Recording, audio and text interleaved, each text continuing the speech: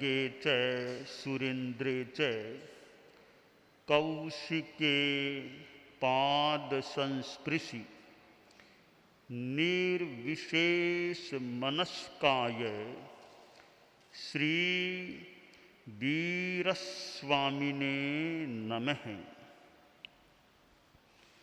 ठाणम आगम में कहा गया है, 10 विहे दाणे पन्नत्ते तंजहा संगह शिलोगो अनुकंपा संगहे चेव भये कालुनि एतिय लज्जा ए गारवेणम च अहम मे उणसत्तमे धम्मेय अट्ठमे बुत्ते काहीतीय कतंतीय। शास्त्र में यहाँ दान के 10 प्रकार बताए गए हैं। दान भारतीय संस्कृति में दान की परंपरा बहुत प्राचीन है। साहित्य को देखने से भी ऐसी सूचना मिल सकती है। दान का अर्थ है देना। इस देने की पृष्ठभूमि में अनेक प्रेरणाएं काम करती रही हैं। वे प्रेरणाएं एक जैसी नहीं हैं। कुछ व्यक्ति दूसरों को दीन दशा में देखकर द्रवित होकर दान दे देते हैं। कुछ लोग राष्ट्र की सुरक्षा के लिए कोई अवसर आए तो दान दे देते हैं। कुछ लोग या कोरोना जैसी ऐसी कोई आपदा विपदा आए तो दान दे देते हैं, दे सकते हैं। कोई आदमी भय के कारण से मजबूरी में भी दान दे सकता है। कोई आदमी नाम कमाने के लिए, ख्याति पाने के लिए भी दान दे सकता है। ठाणम के इस सूत्र में और श्लोक में जो दान के प्रकार बताए गए हैं, उससे किन किन प्रेरणाओं से या किन किन स्थितियों में दान दिया जा सकता है और प्राचीन समाज की क्या स्थिति रही है, उसका भी कुछ अनुमान आकलन किया जा सकता है। 10 दानों में पहला है अनुकंपा दान। अनुकंपा है कि कोई कृपण है, अनाथ है, दरिद्र है, दुखी है, रोगी है, ऐसे व्यक्ति या व्यक्तियों पर मन में दया आ जाती है, करुणा आ जाती है। उस करुणा भाव से अभिप्रेरित होकर आदमी रुपया, पैसा, कपड़ा कुछ दान दे देता है। वह दान क्यों दिया? करुणा आ गई, अनुकंपा, इसलिए दान दिया है। तो वह दान है अनुकंपा दान। दूसरा दान है संग्रह दान, यानी सहायता करने के लिए दान देना। कोई व्यक्ति कष्ट दशा में है, उसे सहायता चाहिए, या कोई कहता है मुझे विकास करना है, शिक्षा में विकास करना, मुझे सहयोग चाहिए, आर्थिक सहयोग करो, मैं उच्च स्तरीय अध्ययन करना चाहता हूँ, उच्च शिक्षा में जाना चाहता हूँ, उसको सहयोग करने के लिए कोई दान दे देता है। तो सहायता के रूप में दिया जाने वाला दान संग्रह दान है। तीसरा है भय दान, किसी के भय से देना। राजा, आरक्षक, पुरोहित, चुगलखोर, कोतवाल आदि के भय से दान दे देना। किसी ने कह दिया इतना दान दो वरना मैं तुम्हारा ये काम ऐसा करूंगा, तुम्हें बदनाम करा दूंगा, इतना दान दो वरना। तो ये भय में आकर के, मजबूरी में आकर आदमी दान दे देता है। तो भयवश देना पड़े तो इतना दो, नहीं दोगे तो मैं सरकार में तुम्हारी शिकायत कर दूंगा, तुम्हें फंसा दूंगा तुमको। अब डर गया बेचारा, कहीं मुझे जेल में नहीं जाना पड़ जाए, इतना दान दे दो। मान लो कोई इनकम टैक्स वाले आए, वो तो खैर दान इतना नहीं भी है, इतना या तो इतना हमको दो वरना आगे कार्रवाई होगी, ये थोड़े में काम सटेगा, कुछ ले दे के काम सटा होगा। ऐसे भय में कुछ देना पड़े, हालांकि इनकम टैक्स की बात तो फिर भी मान लो पूरी मिले नहीं मिले, भय के कारण कुछ देना पड़ता है, तो ये भय दान होता है। चौथा कारुण्यक दान। ये कारुण्यक दान क्या, यूं अनुकंपा तो आ गया, अब फिर कारुण्यक दान आया है। तो बताया गया है यहां कारुण्य का मतलब शोक। जैसे प्रियजन की मृत्यु हो गई, अब मृत्यु के बाद उसके जो उपकरण हैं, वस्त्र है, खटिया है, आदि आदि दान में दे दिए जाते हैं। कि उसका बिछोना, उसका माचा, खटिया, वो कोई हरिजन जो भी ये मैत्राणी आदि आदि को दान में दे दिया जाता है। तो एक लौकिक मान्यता यह रही है कि जो मृत आदमी के उपकरण होते हैं, कपड़े, खटिया, ऐसी चीजें, वो अगर दान में दे दिए जाएं तो मृत आत्मा आगे सुखी रहती है, उसके उपकरण दान में दे दिए जाएं। ये लौकिक मान्यता कि जन्मांतर में वह सुखी होगा अगर उसके खटिया, वस्त्र आदि दान में दे दिए जाएं। तो यह कारुण्य दान है। पांचवा लज्जा दान, लज्जावश देना। जैसे बड़े बड़े आदमी बैठे हैं, उनमें एक सेठ भी बैठा था। कोई लोग आए, सेठ साहब हमारे ये गांव में स्कूल बन रही है, आपकी ओर से दान चाहिए। तो अब कई लोग बैठे थे, तो और भी कईयों ने दान बोल दिया हमारी ओर से इतना। अब सेठ ने सोचा, रे मैं नहीं बोलूंगा तो कैसा लगेगा, इन मेरे समस्तरीय लोगों ने तो दान की घोषणा कर दी, अब मैं इनसे बहुत कम बोलूंगा तो मेरा अच्छा नहीं लगेगा ना, तो मैं भी इनके समकक्ष तो रहूं। तो लज्जावश के भी अब नहीं बोलूंगा तो मेरी प्रतिष्ठा में कुछ कैसा लगेगा, तो उसने भी बोल दिया मेरा भी इतना लिख लो। तो यह लज्जावश जो दान दिया जाता है उसका नाम है लज्जा दान। छठा है गौरव दान। यह क्या है कि कोई नट मंडली आ गई और कोई खेल कूद करने वाले मुक्केबाज ऐसे ऐसे आ गए कि वह सेठ साहब कुछ दो, आपका नाम लगाया जाएगा, वो होगा, शिलालेख में आपका नाम आएगा, आपका सम्मान किया जाएगा, सबके बीच में उद्घाटन आपसे ही उस कमरे का कराएंगे।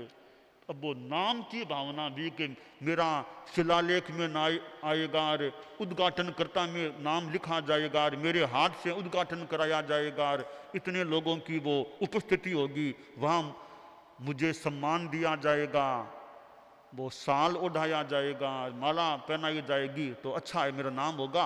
उस भावना से दान दे दिया, तो वह यश के लिए दिया गया है, उसका नाम है गौरव दान। सातवां है अधर्म दान। हिंसा, नृत्य, चौर्योद्यत, परदार, परिग्रह प्रसक्तेभ्यः यद्दीयते ही तेषां तज्जानीयाद अधर्माय। कहा गया है कि अधर्म दान, जो अधर्म करने वाले लोग हैं, हिंसा, झूठ, चोरी, व्यभिचार, संग्रह में आसक्त हैं, उनको जो दान दिया जाए तो अधर्मी ऐसे लोगों को दिया जाए, वो कहा गया है अधर्म दान होता है। 8वां है धर्मदान। धर्मदान में कहा गया है सम तृणमणि मुक्तिभ्यो यद्दानम दीयते सुपात्रेभ्यः अक्षय मतुल मनंतम तद्दानम भवति धर्माय। जो सुपात्र हैं, साधु लोग हैं, तृण मणि मुक्ता सब में समभाव रखने वाले हैं, ऐसे सुपात्र साधुओं को जो दान दिया जाता है वह धर्म दान होता है। सुपात्र को शुद्ध दान देना धर्म दान है। 9वां दान है कृतमिति दान, यानी कि उसने मेरा उपकार किया था, सैकड़ों बार उसने मेरा काम किया था, कितनी बार उसने मुझको दिया था, तो मैं भी उसका प्रत्युपकार करूं। आज उसको जरूरत है, उसने मेरा इतना किया, अब मैं भी उसका करूं। तो मेरे पर उपकार किया था इसलिए मैं इसको अब दान दूं। तो ये किए हुए को याद करके, याद रखते हुए दान देना कृतमिति दान होता है। 10वां दान है करिष्यति दान। ये आदमी मेरे आगे काम आएगा, मेरा सहयोग कर सकेगा, तो मैं इसका कुछ पहले से कर दूं तो यह मेरा आगे सेवा सहयोग कर सकेगा। तो करिष्यति करेगा, भविष्य में मेरा यह सहयोग करेगा, इस बुद्धि से कोई दान दिया जाए वह भविष्य से अनुबंधित होता है। करिष्यति दान है, करेगा मेरा कुछ, इसलिए दान देना। यह 10वां दान है करिष्यति दान, अथवा 9वां करिष्यति, 10वां कृतमिति दान भी हो सकता है। श्लोक में अनुवाद में कहीं कुछ अंतर हो तो